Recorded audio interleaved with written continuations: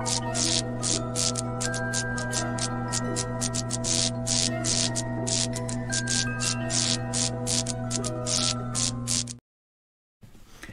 yes, guys, welcome back to 2025. The Ghostoul Podcast has returned. It's been a while. It's been nearly a month since the last time I spoke to you lovely people. And I hope you well. I hope you had a good Christmas. I hope New Year was fruitful for you. And January is treating you well, if you've been paid. Anyway, back into this year. I have an awesome gentleman who I had the privilege of being on his podcast, and I have returned the favour. We have Chris from Whitehouse Investigations. Hello. Hello, sir. How are you? I'm good. It's a pleasure to be on your podcast. Watching you online and thinking, who is this guy I keep seeing a while back? This annoying person. Like I say, I got to interview you and was made up. So it's a pleasure. It's a pleasure to be here. We had a good chat, didn't we? We did. Yeah. So, how have you been? How has this year treated you so far? Oh, fine. Absolutely fine. I set up my life to serve me. That's the best way to do it. So I'm living the dream with things like this, being interviewed, and so getting my name out there to some degree is always good. We've not started investigating yet. Saturdays when we get together and make a plan of attack. And excited as ever, not knowing where we'll go or what we'll do, but just ready to get out there. That's all you can do, really, isn't it? It's cold as well, so the warm nights in front of the telly are more appealing sometimes. Yeah. So, Chris, if we can start with your journey, how you got into the paranormal, that'd be awesome. All right. Well, that goes back to when I was in single digits, and I don't remember not being into the paranormal, and I had I don't know whether the being woken up in the middle of the night by something I thought was a spirit came first, and that's what got me obsessed, or whether which order it was, because two things happened. One, I remember waking up in the middle of the night because something ripped the covers off me and put them back like a waft on a hot summer's night. When you waft the duvet. Yeah. But it just completely whipped down and went laid back on me. And so I looked around thinking, who's done that? And there was just a figure stood at the end of my bed. Now, not stood on the bobbles on the end of my bed head on the bottom, if you understand what I mean, the foot of the bed. Yeah. So not stood on the floor, hovering. And this is what I'm always conflicted about. I think of it as that looked like the outline of The Snowman, the animated movie where the snowman is really thick. And so that I'm like, well, now I'm like, that's not a person then. That's something you've seen on TV. I've never actually fully seen that programme. Yeah. But on the other hand, I still sleep now holding my covers tonight. I can't fall asleep from being single digits. I have to hold my covers. Yeah. So whatever happened that night has affected the rest of my life. Wow. Now I screamed for my parents and nothing came out. And I remember trying again and nothing came out. So I just hid under the covers as you do. Yeah. And waited till morning. And got up, told the family, 2 older brothers, they weren't having any of it. My mother, just a nightmare. And it was horrible being a child and thinking, I know you're not going to believe me. I know you're not, but I've got to tell you in case you say, yeah, I had that.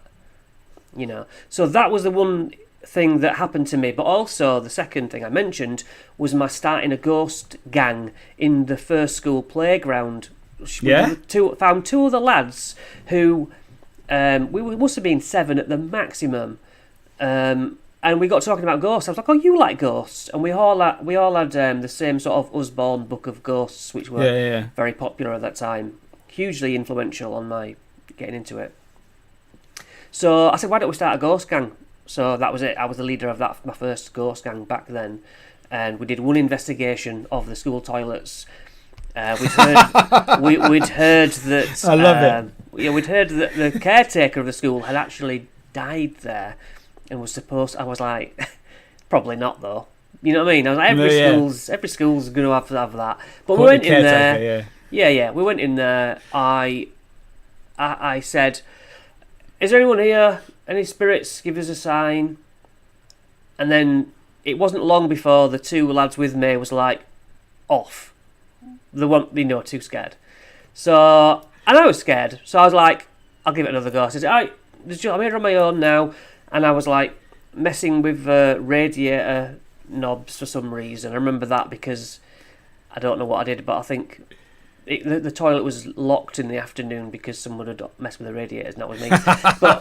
but yeah, I declared that kid's toilet in that school was not haunted because I didn't get a reply. So that was my first ghost hunt, and I was just obsessed. Every Christmas, I wouldn't be asking for a football or anything. It would be Star Wars figures and ghost books. I just wanted to absorb as much as I could find, which in the 80s was very little. As the years went by, you'd get Arthur C. Clarke's Mysterious World. And they were all very poor-faced, laughing at the Loch Ness Monster, I felt. It's like, this nutter reckons he saw something. But hey, who knows? Maybe he's not a nutter. That was the angle. And that used to frustrate me. So, yeah, I couldn't get my hands on things, but I would absolutely lap up spontaneous human combustion, the picture of people with legs burnt, and all the classic photos, the classic walking down the stairs, human shaped light person, the old woman in the back of someone's car who they'd just been to the funeral of. And I was like, these are adults, these are actual adults saying I've seen something, not children. And I was like, so there's got to be something in it, you know what I mean? But the Cottingley fairies, I looked at those and I went, well, that's not what fairies should look like. That look like cardboard cutouts. I debunked that 10 years before they came out and said, yeah, it's just cardboard cutouts. It just didn't look right. Do you know what I mean? And do you remember Ghost Watch, whatever year that was on? I watched that and I was really excited that finally a live ghost hunt was going to be on TV. And I remember periodically I'd go up to my mum's room getting ready to go out, and I'd be like, there's something dodgy about this. The kids seem like bad actors, but it's meant to be live. And again, I just didn't believe that at all. And I was absolutely flabbergasted when the next day the nation had been, fooled by this prank. And I'm like, all the things I've read, this is not how ghosts behave. Do you know what I mean? None of it added up. So I had a wise little head on my shoulders as far as the paranormal was concerned. I'm quite proud of myself for that. There's not much I'm proud about from my little time, but yeah. No, that's good because I watched it and I believed it. I wasn't into ghosts then. To be fair, Most Haunted got me started. Oh yeah, well come on, we have that to thank, don't we, across the nation, because that was a big only point. thing. yeah. But yeah, you'd get like Michael Aspel on programs, or QED would do like stories of reincarnation, and they'd always be really sciencey and very overly serious, not wanting to say, hey, maybe they are real in a real way. They were like, maybe some people see them, but there's probably a mental explanation for it. But that was then Most Haunted come along like, we think this is real, and I was like, this is awesome. And I'm showing people. My ex-wife was like, this is absolute bag of crap. And I'm like, it's not. Look there. He's possessed. He's getting possessed by a spirit. And look at that light. That's an orb. Yeah. And so it must be a spirit, because we've never seen those before. And I heard Yvette talking about orbs the other day, and I thought, come on. I would have expected Yvette to say, at the time we thought they were spirits, but you don't have to review evidence long in night vision to see that it's probably not. Hot take, but No, I wouldn't believe a lot of things that Yvette Fielding says, to be fair. Well, I'm probably the last defender of her, and I'm afraid, after hearing some of the things, well, I've investigated places she's been and heard both sides. Like all the staff going, they were rocking the bus, all the production, and then just the other day she's like, and nobody was rocking it, and I was like, well, that's not what I heard. Do you know what I mean? And nothing against Yvette, I do like Yvette, but it's a TV program. Fair play to you. That's not a common thought from a lot of people, to be fair. Oh, I've met her in person a few times, and I just can't help but be won over by her. She's really nice. Come on, Chris, give me a cuddle. Let's have a picture. I can't resist. But she's making a TV program, and that's what she's good at. That's what they've done, and they've got so many people into the field, so you can't really moan, I suppose. No, she kept it going for all of us. Definitely so. Even though I was into it, sorry, Mick. Even though I was into it all those years, it was Most Haunted that gave me the push. Oh yeah, definitely. Seeing it every week, thinking I've got to do this. Yeah. So you've got a paranormal team, I believe. Yes, that's right. Yeah. If you could tell us a little bit about that. Well, obviously, I'm looking for people in the area, thinking, how do you start a paranormal team? So I went on a public investigation, and me and my sister went. Now, I'd filled her head with, it's probably nonsense, and this is what we should do. If we get on a Ouija board, we'll sit opposite each other, and we will feel the people pushing it. So we really had a system of how to get the best evidence that they were all fake. I'm saying to her, if it's paid due every month, they need people coming back. Therefore, they need to make sure something happens all the time. As much as I was into ghosts, the rational brain was wishful thinking. Come on, probably not. But I had to have a go. I couldn't. But that was the idea. Me and my sister went, and we came away far more fascinated than having debunked anything, really. We had an experience where a cold draft went through me, not around me. I felt it hit my front, chill my insides, go out my back, and then she had the same thing. And then the cameraman behind her fell over. And I was like, what? Even if he's faking it, how did he know what I felt? And then my sister felt. And then he seemingly got knocked off his feet. And so I was like, this is intriguing. So anyway, I actually got friends with the team, because I'm like, okay, let's share, evidence, and how did you start the team, blah, blah, blah. Yeah. Looked for people on their Facebook page who was most engaged, and then I privately messaged them and said, oh, you're from round near me, do you want to, you fancy coming on a local team? It's like, yes, let's meet at a pub. So we met, chatted. I looked in the local newspaper, found another local team, small team. I was like, hey guys, I'm meeting up with some people, do you want to come? And it kind of started from there. So Cy Booth, who ran Pennine Paranormal near me, he'd already been doing bits and bats, and we basically formed a super group. Hello SK. So that was the start of it, really. He had all the equipment. I was more interested in Ouija boards, and we were both exploring together, and there was people who got interested who we took on. And then my sister, getting out of uni and stuff, my sister finally joined, and now my niece has joined. So in a sense, it's a nice way to see my family.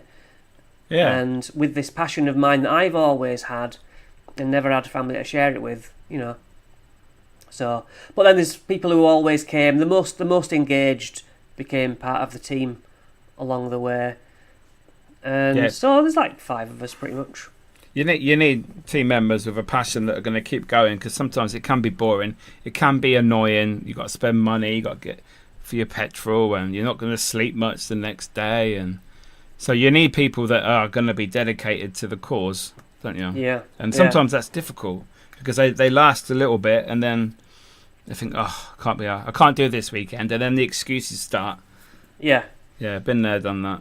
Yeah, you've got people who are really engaged, who will take in all the programs and whatever, in their own time. Other people who don't switch on until they come back, but they all hold different uses to the team. Do you know what I mean? Yeah. The most sceptical of the group is the one who shoots me down, because I'm no longer the most sceptical. I used to be the bedrock, and now I'm not.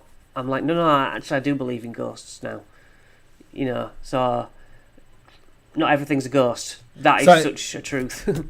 Obviously, you seeing that figure in your bedroom when you were little. So from what I would understand is you would probably always be a believer just from seeing that. No, because I was not stupid enough to think that I couldn't have dreamt it. Okay. I suppose it depends on your own mindset as well. Yeah, but I had nightmares in that house, and there was also when my elbow used to rap on the wall if I'm turning over, I used to picture these two different height to each other. They would glide in my head. They'd be gliding along from my mother's bedroom into mine to check on me, and I'd play dead even though I was in bed. Oh wow! And I carried that to the house after. But I met people after I lived there, and they were like grown-ups who said I lived there and I hated it. It was scary, which then brought it back up. I'm like, I thought it was scary, but I was a kid. You were an adult, you know. And so a childhood friend I grew up with ended up working there when it was a nursery, and was sort of saying, "Oh, me and my mother, we hate the pantry, the cleaning cupboard." That was what it was at the end of the corridor. Used to be my mother's bedroom, and I would always go for a wee, humming and holding my hands on my ears so that I couldn't hear anything talking to me. I never heard anything talking to me, but I feared that I would, like they were always watching. And yeah, so it's also mixed in with, there was a cartoon called Will-O-the-Wisp. Yes. And had a TV on it, Evil Edna. Now, she was in my nightmares recurring for ages, and she chased me down the stairs. So how do you untangle I suppose, the dreams of a child? Yeah. Yeah. Maybe. So, yeah, that's what basically kept me into it. And then, not only that, but in the intervening years as I grew up to being a teen, I'd very much suddenly feel like there was something in the room with me. And even thought my brother had gone for the bus and then forgotten something. I saw what I thought was him swing around the banister, run to his bedroom, you know, as if like, oh God, I'm going to miss this bus and I've forgotten my thing I need. So I went in, what have you forgotten? No one there. And just that horrible feeling of, oh no, and I've just let it know that I saw it. You know, and it's like, I can't say that's a ghost, but at the time, that was a paranormal possibility that I'd had to like step back. I know I'm into it, but I don't really want it in my face on my own. In the too house. Close to home. You know, it's like I'd love to, but then from there, I'd have times when my mother would go out to work, and I'd set up a glass on the dining room table and put lettered cards as a makeshift Ouija board. Yeah. And I never asked out, but I did sit with my finger on the glass for longer and longer each time I dared to do that. But I daren't ask out. Because as far as I'd learnt, you had to smash the glass, burn the board. What, my mother's going to come home and I've set fire to the dining room table in the garden? I thought, how's that going to play out? Yeah. You know what I mean? But I was always fascinated. No. So it wasn't until, like you say, Most Haunted that I was like, right, I'm going to do this. So, obviously, you've mentioned seeing the shadows in your house. Do you actually think they were spirits and your house was haunted? I don't think anything. That's an experience I had, and I have no evidence whatsoever because I was a child. Unfortunately, that does play a part if you're going to realistically, you know... Yeah, I suppose. A kid sees a ghost or thinks he sees a ghost. What do you do with that? I was always into horror. I was always into dark things. Yeah. My head was full of it all the time. You know. Yeah. So no, I wouldn't. I used to wish that past relatives would come and say goodbye. You know, I'd want to turn around and oh my God, there's my grandma. There's my whoever. I thought, I know I'll be scared, but do it. I desperately want to. That's all I need. Yeah. You know, I was happy for it to happen, and it just didn't happen. So I suppose that then perpetuated my... You can experience things like I have, but ultimately it's just the brain. It's just shadows. and the brain's so clever. So I always flipped back to, you can explain it away with science. Yeah, I suppose it's good to look at it from that point of view. Don't just believe everything is paranormal, everything is a spirit. Well, no. I loved the idea. Every program I saw was, come on, probably not. They're mental. They're just walking back from the pub. Yeah. The light. I remember this a program about when they die and see the light. It was like QED was saying that the way that the brain shuts down and starves you of oxygen, you do get tunnel vision, and obviously the light's at the end of that tunnel. Okay, I've never heard about that. So I'm walking away going, well, if that's what science is, you've got, realistically, then I've got to go, it is not as exciting as I thought. Yeah. But, Did you ever hear about that experiment they did? I may be getting some of the specifics wrong, but I think there was a hospital, and what they did, some people were going for operations. Obviously, they were going to be put out. And they put an item on top of like a unit or whatever in the operating theatre. Yeah. Obviously, the person on the bed could not see that from where they were. Yeah. And they obviously, if something happened, they'd be able to potentially float up. That's what you do. You leave your body, you look down upon yourself, and they'd be able to see this item. Now, I'm sure a couple of people this happened to, and they did see the item.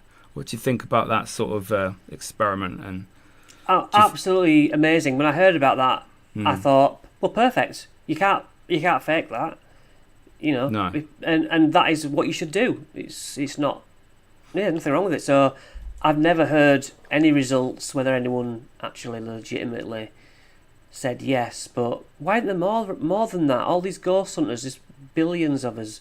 Why doesn't science offer a bit more? Okay, then show me. I don't think science really wants to find answers. I don't think it's in their best interest, personally. I think they'll have to rewrite absolutely everything we've ever learned about the human race and how the body works if they come out and say, yeah, when you die, you pass over, your energy turns into a spirit and you can go around the world and in and out of these different realms. I don't think it's in their interest, and I think it's that simple. If they wanted to find it, they would do... I know you get these scientists that actually try and prove it, like Kieran O'Keefe, etc. But I don't know. I don't know where I stand on that, to be fair. But Kieran O'Keefe's a ghost hunter. He is. He does it and has done for years. But then he says, "I don't believe in ghosts." Well, what are you doing it for then? Why would you? He loves going out weekends, being a Ghostbuster, though. Yeah, he does.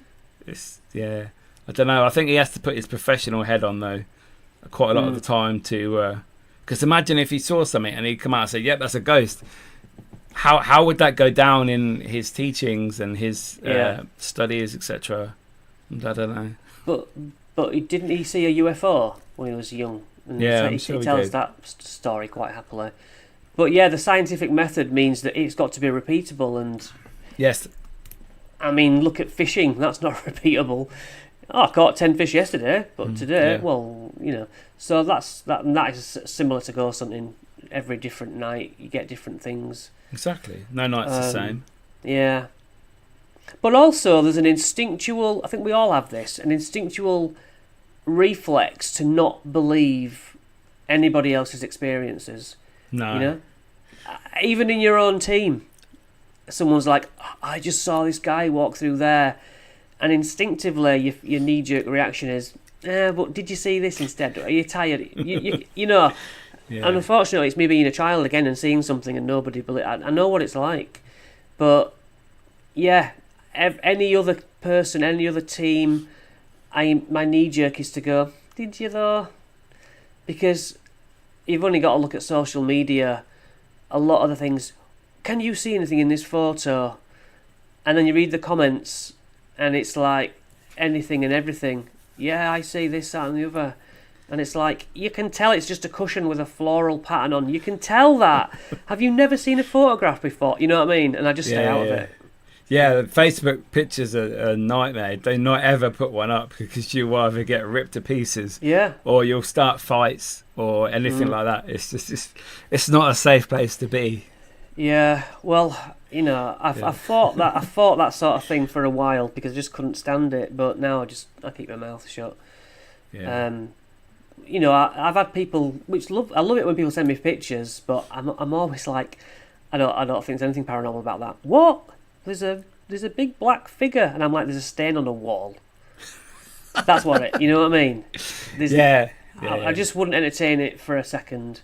No, I get videos sent to me quite often. They're like orbs, and it's like, did you have your flash on your phone? Yeah. Okay, yeah, that's like refracting off the dust particles, etc. Oh, I've had arguments like that. But it looks when you enlarge it, it looks like my mother's face. What, like every other woman with a perm? You know what I mean? It's like, yeah, of course. You know, and I just can't handle it. So I'm not the best person to. But then to show it. These people, they could be new to the field, so they could be so excited about possibly capturing something. Maybe we shouldn't put a dampener on their enthusiasm because it might put them off completely. You never know. But obviously, when you've been doing it a long time, you think, don't be silly. But they might be new, you know. I don't know. I was into orbs when I first started, taking pictures in the dark with my flash, and my digital camera. Oh my God! Look, there's an orb. It's got a colour ring round it. It's green and red in the middle, and me too. Me too. I did all that. Me too. Of course you do, because that's what you see. So monkey see, monkey do. Yeah. And a lot of ghost hunting's like that. You know, somebody does something once, and then everyone's doing it. Human pendulum. And I just think... I hate that. It happens immediately? What? Explain to me what's happening there. That a spirit immediately gets into a person, just, you know... There's just no waiting. It happens 100% of the time. It's not like a Ouija board where you might get nothing. It drives me mad. But that's where my team come in, because they're like, Chris, we've got to try it. There might be something in it. You know... Yeah. And I need that pushback which they do give me. Yeah, I suppose you can't always be 100% one way. You need that little give and take, I suppose. Just to try something, you never know. You might get some amazing evidence. Yeah, it's like with apps. Yeah, I'd avoided apps. I'd said it's just random words. How can that be anything? You know, I wouldn't use them. But you know what? When you've sat through enough hours where nothing's happened, I got to the point. I said, "Look, let's just fill this hour with trying some apps for fun," you know. Yeah. And we were doing a Ouija board at the same time, and the Ouija board did spell out like it was going Jenny, like Jennifer, and then my phone app went Jennifer, and I was like, "Well, that is odd," because I can't affect the you know, little coincidences like that. Yeah. But then that particular night was very, very strong for that. That it seemed like they were correlating in some way. So, you know, I kept trying it. I think this year we're not going to, though. I don't think there's anything wrong with using them, as long as you don't think that 100%, oh my God, there's a ghost. It just said, get out or anything like that. I think they're good to use alongside your senses, other equipment. I don't think there's any harm in using them. Like I said, as long as you don't go all out. Oh, Brian's here because he said Brian. My name is Brian. We must be talking to Brian. Yeah, I don't go down that path. I think they can work when possibly to start some sort of communication, or maybe a relevant word comes through. You know. Yeah, well, if you believe that they can affect Gauss or K2s or any other electrical equipment, why not a phone? You know what I mean? Yeah. So what I do is, rather than waiting for them to say something and I respond, I say a number. Say Chris. So when it does, you're like, that is because they're meant to be affecting it. So, but it's boring in ghost investigating quite a lot. That's why we end up using things like that, you know. Yeah, so you could be sitting there for hours talking to air. Nothing's happening. It's cold. You're tired. Yeah. You're trying to stay awake. and it's just a little spark. Sometimes it reignites you, and just helps. And maybe you'll get something. Maybe it's a door will bang, or something will fall off a shelf. Yeah. Coincidence? Who knows? Yeah. But you never know. That's the whole thing. We don't know what the spirit world is. That is why we are trying to communicate with everything and anything. So nobody knows. Yeah, I saw you were selling your SB7. Yeah. Obviously, you hold no sway with it, as I don't. So, what do you think of it? What's your views on the spirit box? Oh, I upgraded it. That's why I got rid of it.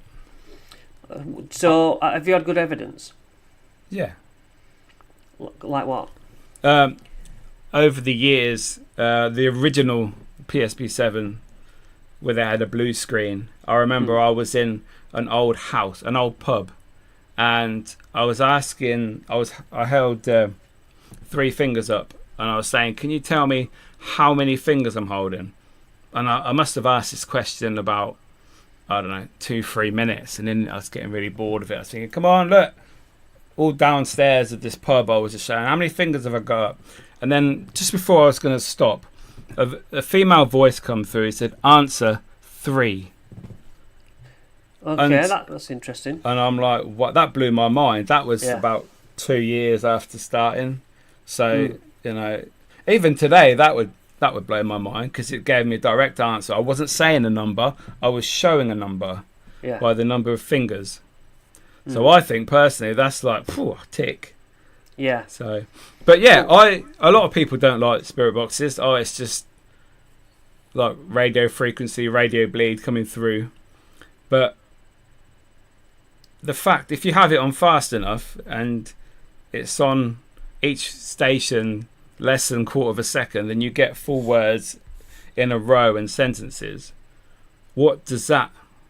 How is that possible? You prefer it fast? Yes. Oh yeah. I don't have it slow, because you get a lot of radio bleed that way. Yes, SK. It was Red House Pub. Yeah. Why scan at all? Yeah, you could have it on just a static white noise. Yeah, you could do that. I don't understand why we need to have the radio waves pollute the evidence. You put it on and you leave it. Surely. Yeah. I've done that. Nothing happened. But I do believe, if I'm going to believe that evidence, I'm going to make it as hard as possible for the spirit. Yeah, I suppose it's a bit. You see the TV shows, don't you? Yeah. And you follow Project Fear stuff. Oh. Well, yeah, Ghost Adventure started with the PSP7, but yeah. I would. There are a lot of things I don't use and I don't believe in, equipment-wise. But there are a couple of things I still use, like a spirit box. And it doesn't have to be that one. It could be a hacked one. I've had some amazing hacked ones that's given me answers like the 3 answer.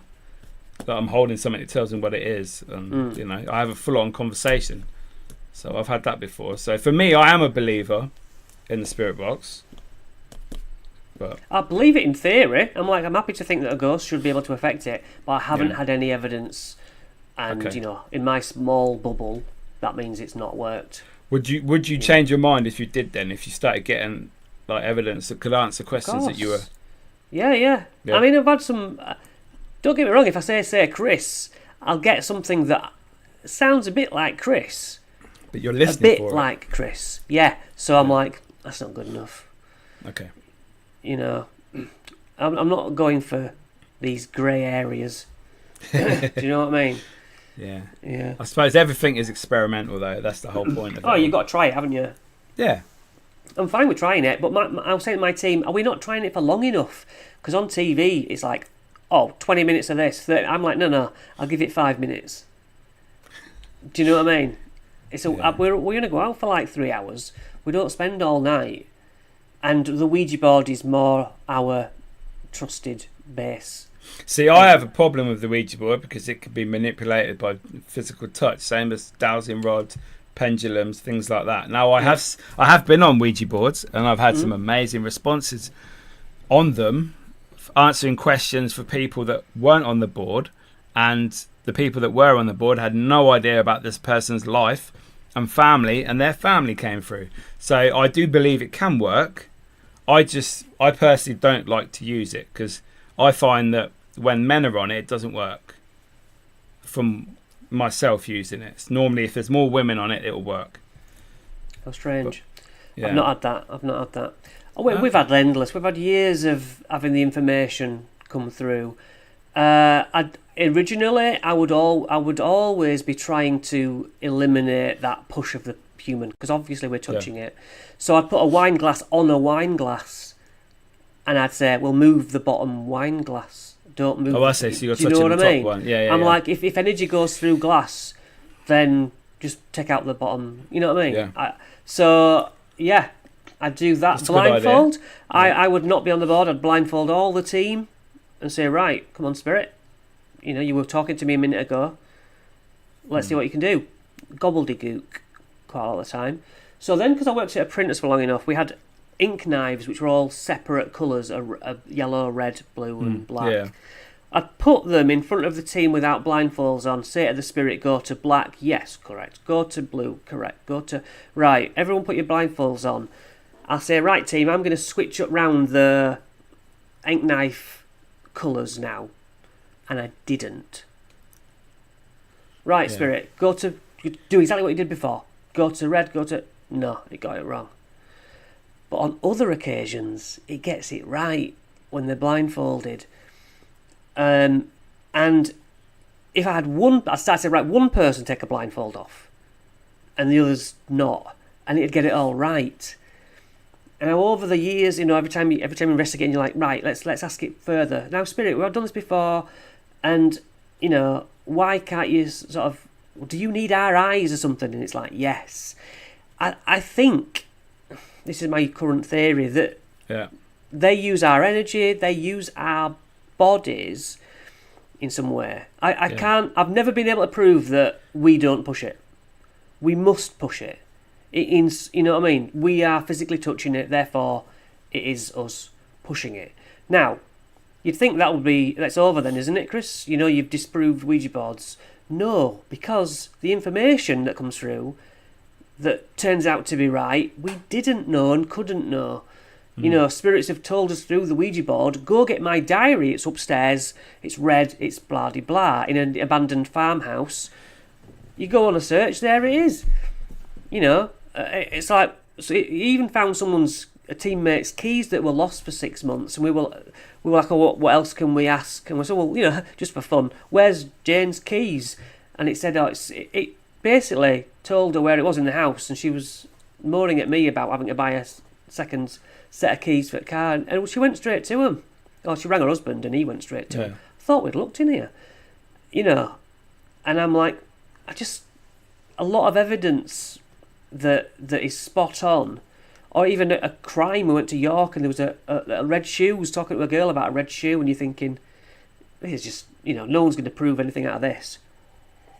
No. But then when you look up the case on the internet, and you find out that there is something about a red shoe murder, and then all the evidence you've had for the past half hour rings true. And you're like, well, whether I'm pushing it or not, I don't know that. Yeah. You know. See, I've got another example of Spirit Box working for me. Yeah. When was it? September. I was in Glasgow with Mark from West London Paranormal. We investigated Dalmarnock Bridge. Now, we'd done very minimal research on this bridge. The story was that there was a man is seen like on the top of the bridge ready to jump. You go near him to say, come down, and he jumps, but he doesn't hit the water. Now, that is the whole thing we were going on that night.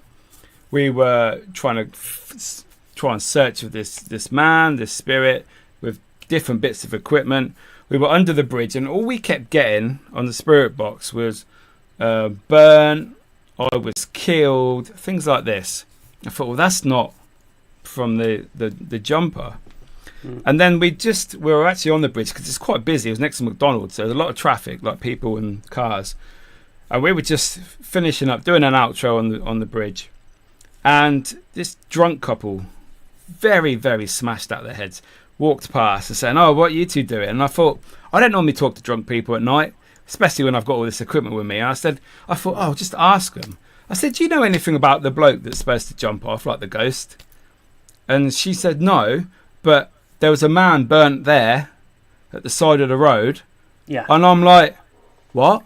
Excellent. And it's like, oh my God. Now, this is available on Google, newspapers. 2 people were convicted of this person's murder. They beat him up, set him on fire alive. This was all on Google. And if people want to believe that I researched it first, that's up to them. But 100%, in my eyes, we were searching for this bloke because all our questions were about this man that jumps.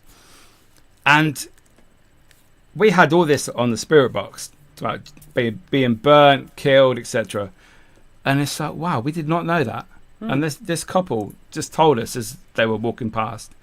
And for me, it's like that, like yourself with your Ouija board experiments and finding the keys, etc. You didn't know. So sometimes you get these little bits actually work and they all fall into place. Yeah. So for me, that's sort of my version of what you've just described. You know, I think sometimes it works, sometimes it doesn't. Yeah, but when you've got those stories that you shouldn't have, like it gave you all that detail. Yeah. You've got to walk away thinking, I couldn't. There's coincidence and there's this. Yeah. You know, I know coincidences do happen. I'm fine to admit that, but like it just wore me down over 14 years of seeing information drip out to people who I didn't think it was right, but they were, public members were like, yeah, that's absolutely right. You can't help but think, well, I didn't know that.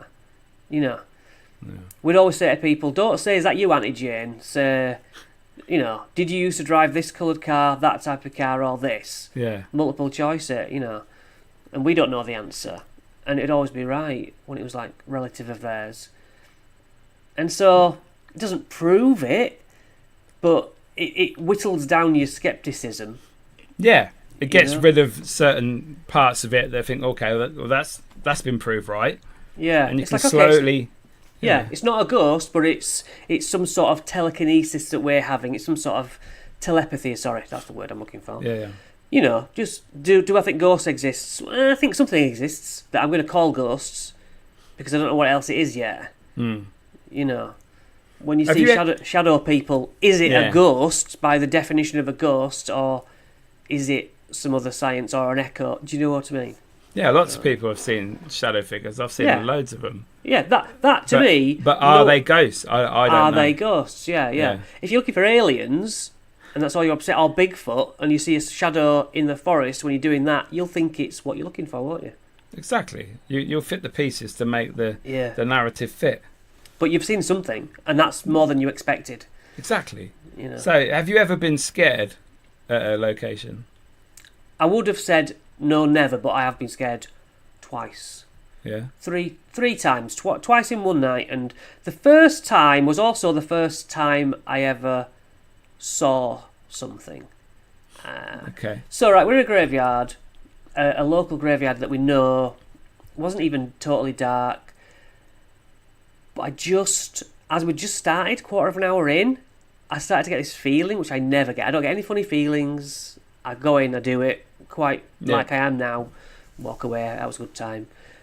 But I was like really feeling the instinct to say, do you know what?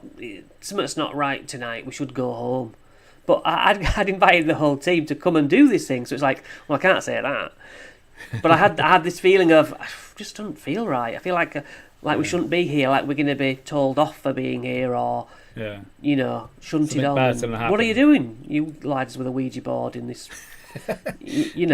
Some were like, I feel like we're going to be rumbled, and I wanted to go, and I did say, you know what, I just felt really weird, like we shouldn't be here, but then I shrugged it off and we got on with it. And then I started to feel it again, and I looked out into the graveyard, which was, let's say, 50 yards, 100 yards, and I saw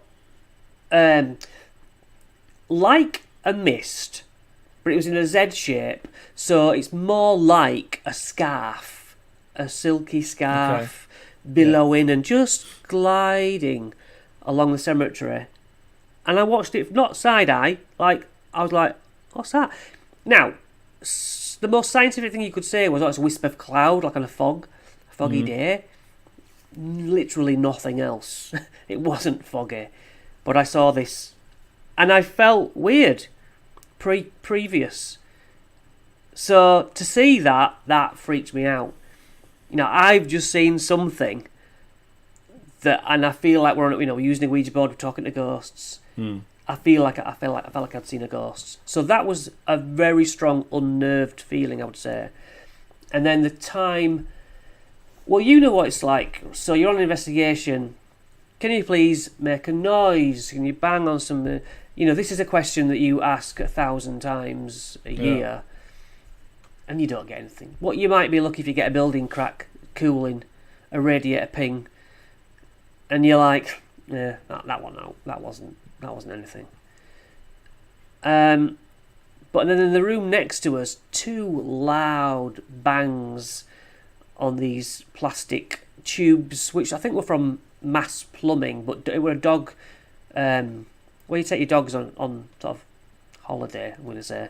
They run through these plastic things for fun. Yeah. So they're probably used in drainage or something, though. A human could crawl through them, Yeah. But, yeah, there was, like, literally, if it was me and you were investigating, and then in the room next door we heard 2 bangs, for a fact you locked the door, there's only you 2 there. There was 4 of us in the building together. And it wasn't just a mediocre, could have been a building. It was full on. So much so that I daren't go towards it. That was my immediate reaction of, oh my God, that's amazing, but I'm not about to run in there. It was too powerful, if you know what I mean. Too strong, was it? Yeah, it was like, God, if that slaps me around the face, that's going to hurt. Because that sounded loud. Yeah. Luckily, we got it on camera and everything. Oh, nice. But then, when the 2 girls went home who were guests with us, leaving me and my teammate Lucy. So, ultimately you calmed down. That was a great night. Fantastic. Can't wait to watch it again. Brilliant. Want to tell everyone about it. So she's sort of undoing the equipment, wrapping it all up. I'm maybe carrying some chairs that we brought down. We're in the cellar. I go to...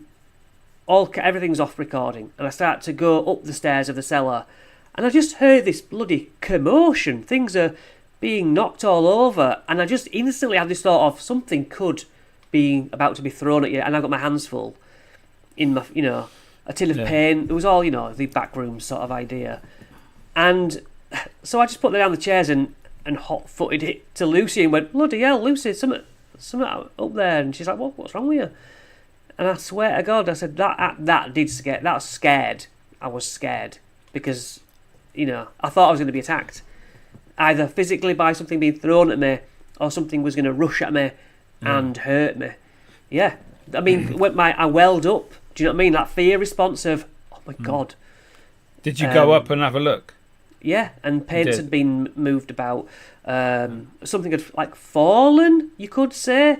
Yeah. And then when we'd gone and the staff heard about this, they found it even in more disarray and looked on their cameras and were like, well, you weren't like that when you left. So you could say poltergeist activity. And they'd had it since.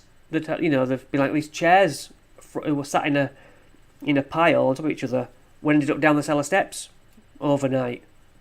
So it wasn't a freak occurrence. It was like there's something going on there. Yeah. But I did shit myself. I'm sure we will have at one point in the which is fantastic journey. I mean, that's what I go for. Yeah. Exactly. Yeah, but you've got to go and see what it is. You can't just leave. And otherwise, why are you there? Like you say, you can get scared. It can affect you, but you have to go and find out what that was, what the cause was. If there is something there. If it happened all the time, I certainly would, but it never happens. So I literally wasn't actually switched on to do it. So then it's like, we need to leave our cameras recording now. Every time, it needs to be the last thing that we shut off. I learned that quite early because when I used to film, we used to have breaks and stuff, and we used to turn the cameras off and go wherever out the building or wherever we were, and then stuff would happen with their voices or things would fall down the stairs or we heard bangs. It's like cameras aren't rolling. Yeah. So from that point on, I've always, if I'm at a location or wherever it is, recording start to finish. By the time I leave my car, by the time I'm back in my car, because you just know. You have to cover all bases. I have missed many bits of activity from not having camera on. Yeah. Unfortunately. Although I've watched enough footage, I'm not even sure that spirits can be seen on night vision. I've never seen it. It's only audio I ever capture. Yeah. Never. I don't think the equipment that we have, camera-wise, is capable of capturing a spirit walking or ghost. Yeah. I think the cameras in the old days, the old 35mm cameras, etc. There's some very good still photographs of potential spirits that they captured back in the day, like in the 20s and the early 1900s. They didn't have CGI, they didn't have Photoshop, they didn't have these photo apps. You know, I think maybe the still camera is more, I don't know, maybe there's something of how it's made, how it develops the picture. I think that's more of a, I don't know, proven than video cameras at the moment. But yeah, I've never seen anything on video. No, the odd time that we've had cameras facing the right way and people have seen things, when you watch the footage, there's nothing there. And it's the same with audio. Yeah. Same with audio. You'll hear footsteps up the steps and then go to your evidence, listen, we'll play it back, and there's like, excuse me, there's one footstep. And you're like, but we all heard it, and this is expensive equipment. So, you know, that's what EVP is, isn't it? You're recording nothing, and yet when you play it back, you hear it. So, well, on your YouTube channel, and you do a lot of paranormal TV show reviews, don't you? Mm-hmm. And we can talk about that in a minute, but I just wanted to bring your attention to one of them. Are You Haunted? You do them, don't you? Phil and Sarah I'm going to start, and Jane, yes, etc. Going to start. Yeah. Well, I've obviously worked with them a few times. Yeah. And they've told me stories about, I think it's a theatre. I don't know if Jane's still in the chat or not. Phil and Sarah were in this theatre, and they were at the hub, and they looked up and they saw a figure walking down the stairs with their own eyes, just there looking at them. Now, their cameras are obviously on them at the hub while they're watching the CCTV, so they didn't have any of their cameras on there. But luckily, the CCTV of the building was recording. Now, they've told me that on the footage of the stairs coming down, you can just about see a little wisp of light moving. So obviously their eyes, they saw a full figure, but on the CCTV it just caught little wisps of light, not full but very, very small, walking on the steps. So I don't know, CCTV possibly. I don't know the difference. I don't know enough about cameras and how they work. Yeah. To be distinguished between the two, but you know, they could have had a full apparition on camera, but it didn't even show up. Yeah. So I mean, I don't know how it all works, but yeah, I just don't think we're gonna catch it how we think. I don't know. So I like that, you know, their methods, the no equipment methods, is something I'm going to go more towards this year. I would much rather sit in silence for 2 hours and then hear legitimate footsteps than have an hour full of words coming out of my phone. Do you know what I mean? Even if it's paranormal, I would rather say, yes, but no one's walking there. There's no one here, just us. So that is good, you know. I expect my phone to say words, that's how it works. But there shouldn't be footsteps. So I'm going to definitely put more time into that. Yeah, I think a lot of teams are changing to that now. They are going back to basics style, I think. Yeah. I think say that, but a lot of YouTube and things. But that's YouTube people, isn't it? There's a lot can be said about certain teams that are around at the moment, especially from TikTok. You know. Yeah, it's exhausting. It is. I can't tell them all they're wrong. I ain't got time. No, it's best just to ignore them and just think to yourself, "Oh my God." But then it muddies the waters. It does. I think I do a damn good job of being a good scientific and believer and gathering evidence. You know, I'm really confident in the way that I do it. Yeah. We don't get lucky. No one knows who we are. Do you know what I mean? I've put all my life into this interest. Yeah. And I'm not after views. But it's just I see these things. I'm like, that's not, and you're just making everyone else look bad. Laughing at us. Yeah, I know that feeling. It's who you know, not what you know or what you can prove, isn't it? In this game, unfortunately. Yeah. But it's about the nights that things don't happen as well, isn't it?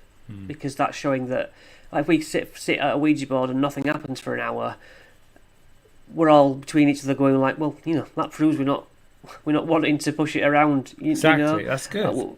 So, yeah. A lot of, at least you are true to yourself. Yeah. There's been times when spirits have told us to go home, and it's like, oh, okay. Fine. See you later. If you're not gonna play, what's the point? Yeah. Yeah. So what's your favourite TV paranormal show? Well, it's split. It's Are You Haunted and Project Fear, and I've recently just unsubscribed from Project Fear just as a show of, I think you've gone all too YouTuber. I really like the people. But their investigation methods are corrupt now. Recently, they were talking, I thought 3 spirits died in this room, in this location, and then one's a little girl called Eleanor. So the other 2 got forgotten about. Whatever that spirit was, it was Eleanor. Is that you, Eleanor? Eleanor, what are you doing? Yeah. Hang on, you just said it's 3. Just because you don't know their, Their names. Yeah. I just... When it doesn't matter what all the stories on a location.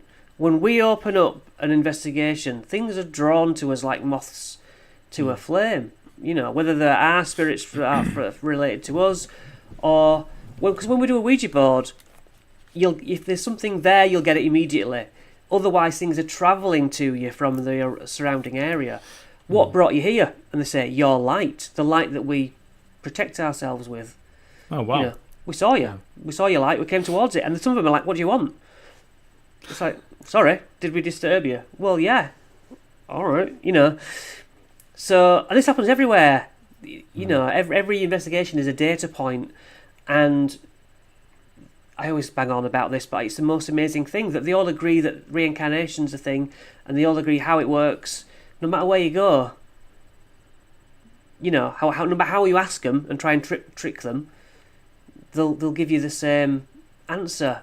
And I just wish more teams could work with me on this, and try and I want to see if it's just us, if it's us putting that information down. Do you think reincarnation is a thing then?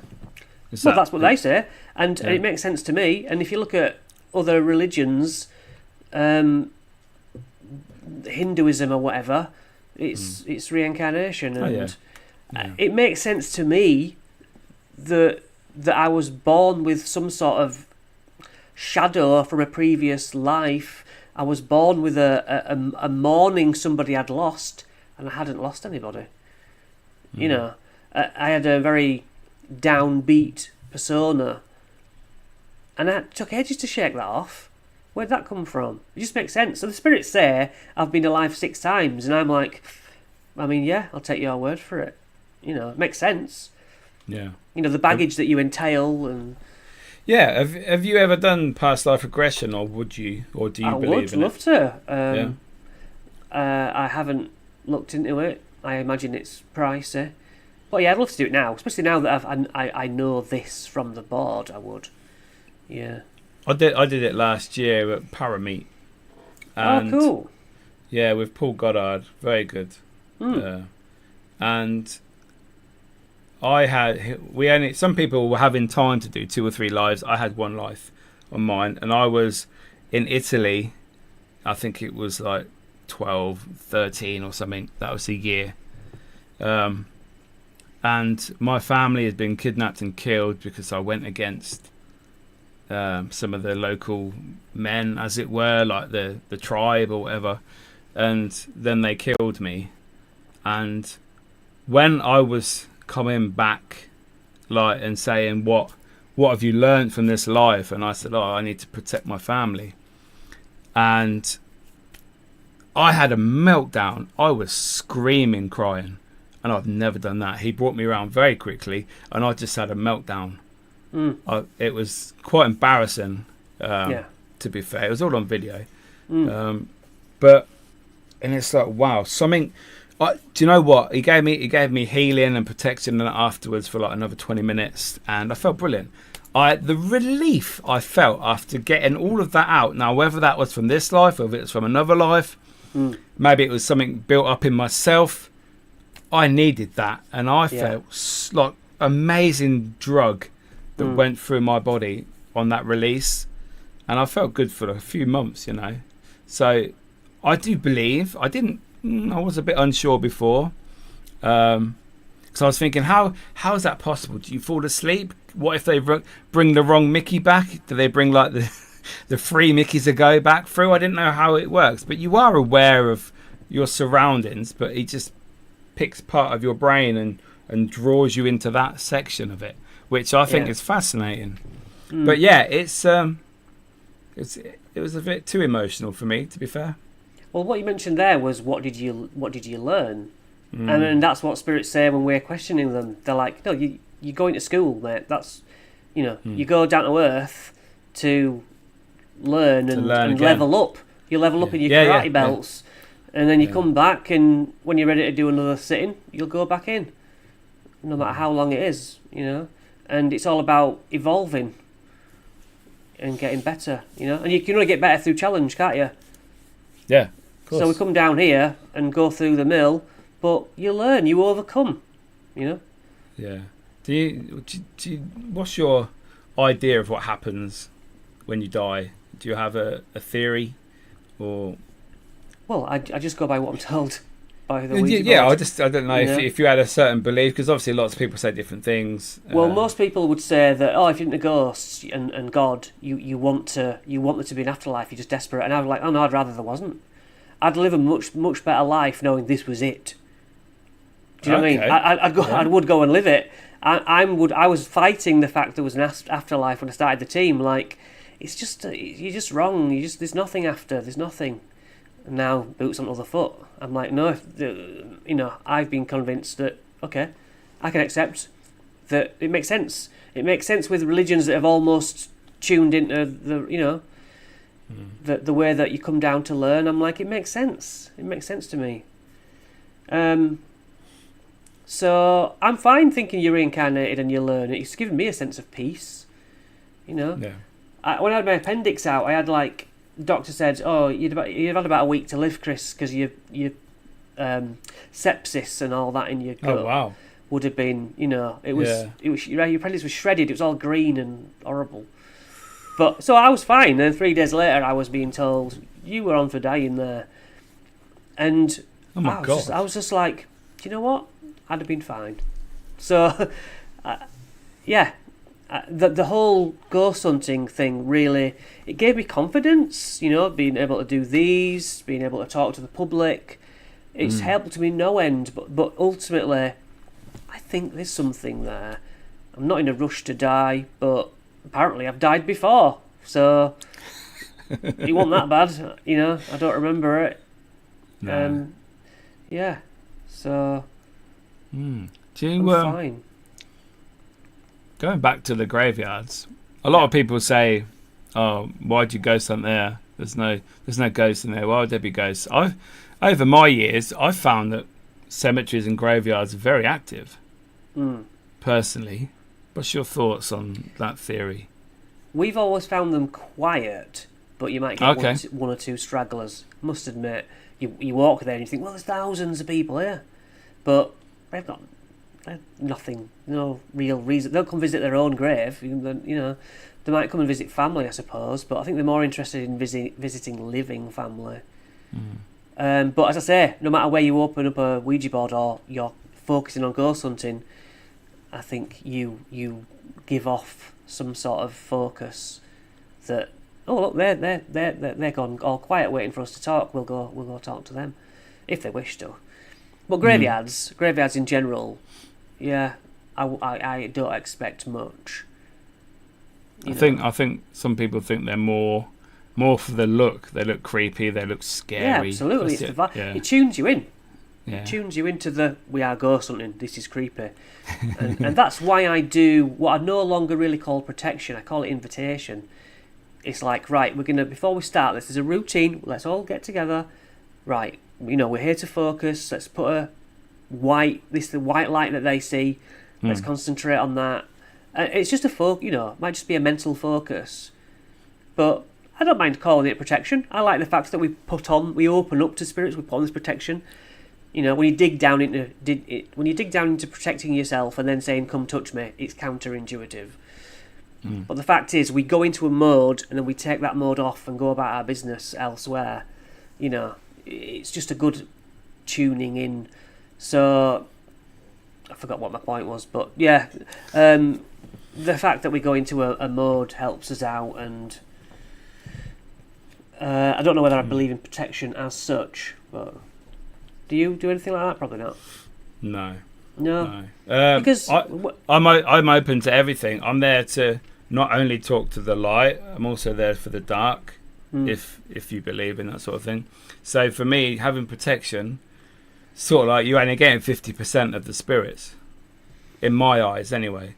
So, I'm happy to have anything negative coming through. No, it doesn't seem to be like that. It doesn't seem to be a filter. No. Okay.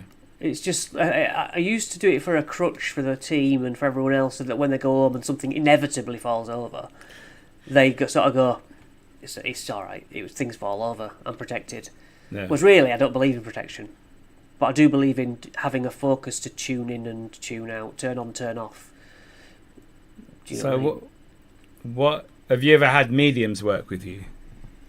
Yes. With your team, etc. Of course. You watch Most Haunted, you think you have a medium. So I'd go and ask for mediums, and I'd say, okay, so basically you're here to fill in the gaps when the Ouija board or the equipment's not doing anything. And we sat there thinking, we are mediums. Whereas if you've got to go, normally you'd sit there for half an hour, nothing's happening, and you're twiddling your thumbs. But if you have a medium there, they can say, oh, there's a guy here, but he stood back. He don't want to get involved. And you're still invested. You're like, oh, cool. So you've got the energy it to keeps you going. Yeah. Like, what about him? Oh, he's got this wearing in his and it just fills it in. Now, are they any good? No, I've not found a useful medium any more than every other bit of equipment that's, an app is like, yeah, is it or isn't it? They just say things that I could say. So I've not found a medium that the board agrees with. I've had mediums say, oh, there's a boy here, and then I'll ask the board, and oh, there's a female woman, and I'm just like, well, you might as well go home. So what would it take for you to believe them at the time then? Would it be for them to tell you something personal that they don't know about you or your team members? No, or just to correspond with what the board is I'd like to bringing see up? I'd like to see the Ouija board agree with them. Say, yeah, that's right. Because it's the same spirit. Yeah. Okay. Yeah.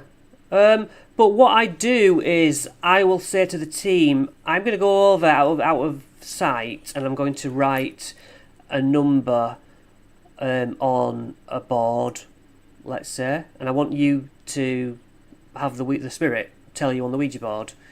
Okay. So I'm going to write a number. Got a medium stood there. They tell me they can talk to the spirit. So the spirit will say, "Oh, you wrote 5." Oh, So we've done, aren't we? That's easy. The ghost tells the medium what I write over there. So I'm like, "Come on, spirit, you and me round this corner," and I'll write a letter. And the reason I write a letter is the spirit only has to go, "You wrote C," to the medium, and yet the team's like all having these numbers go through their head. So they're programmed to pick a number, but I've already bypassed that because I'm not doing a number. I'm talking directly to the spirit. I like that. It's so simple. Yeah. It's so simple. And mediums, they don't like it. Well, why won't you? What's so underhanded? I can speak to spirits, right? What did I write on this board? Oh, you tricked me. It's like, yeah, I tricked you. I didn't trick your mate. Your spirit mate. Yeah. I don't. Because that hasn't happened, and it's so simple. I'm not. I want them to be mediums. I'm not saying there aren't mediums. I'm just saying they're not useful for what I do because they embarrass themselves walking. They start giving people, the public members around me, readings. Oh no, I don't know what you're on about. And I was like, well, I could have done that. I could have said to him, "Is your granddad Frank?" No, I didn't have a granddad Frank. Oh, I'm just as good as a medium. Do you know what I mean? If I can get it wrong exactly the same as a medium, what's the point of having a medium? Yeah. Definitely. You know, you're meant to be extra special above everybody else, but you get it wrong all the time. Well, so do I. You know? Yeah. Oh, I love you, Chris. Brilliant, man. Brilliant. Oh dear. So, I've just got a little example for you. On Sunday, I was at a certain cemetery with the West London Paranormal boys, and we split up inside the cemetery. We had various bits of equipment around, and the thing we're going to talk about is we had a K2 meter. It doesn't matter, it's a K2 meter, it could be a pendulum for all I care.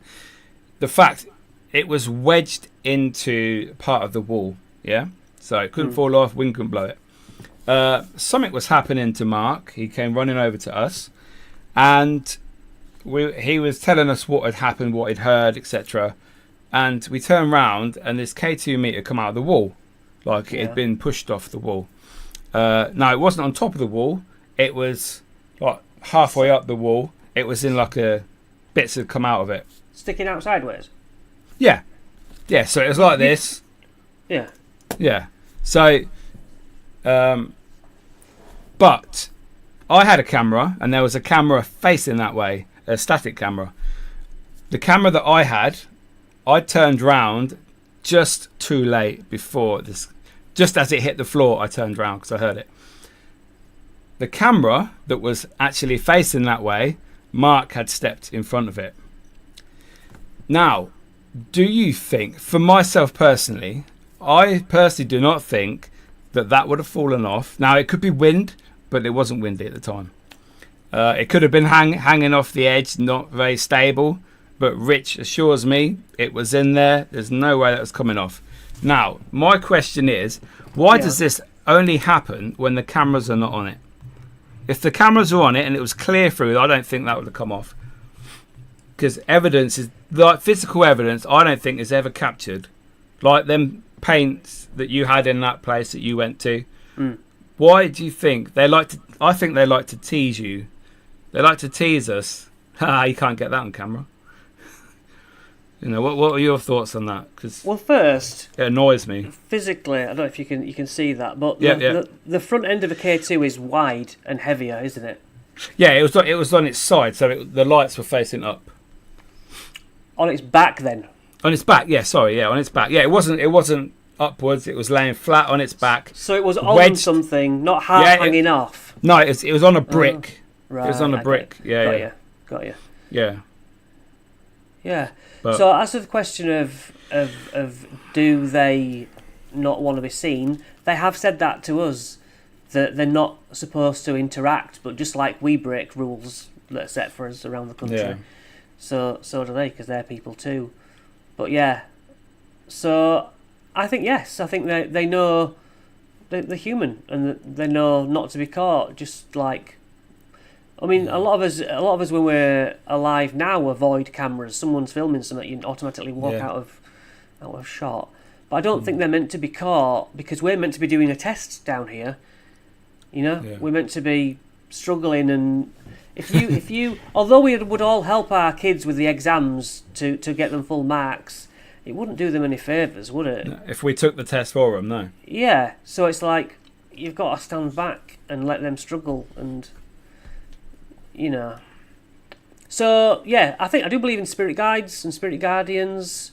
I've heard fascinating stories from people I know about these sort of things, and spirits say that when they've evolved from all their reincarnations, they become beings of pure light. They can choose to come down and guide us.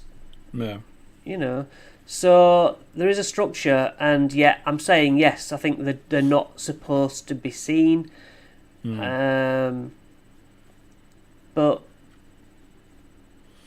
I don't know the answer. So the K2 falling off, if you say wind wasn't the option, that's going to be the only option. They don't vibrate. If it rang, if it vibrated, that could be an option. It hadn't been going off either. But it's also Sod's law, isn't it? Exactly, that's what I'm saying. Some people say it would be the wind. It was wet. It was on there at the correct angle. I don't know.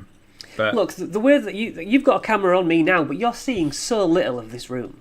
yeah, There's so many things could happen that you just don't see, and so even and then we've got people. You're filming the people; they're blocking the camera. It's just going to be the way. You're not going to see it, are you? You know, and like we've said, even if you do look at something straight on, it often doesn't look how you thought. no, So because your mind creates and changes, doesn't it?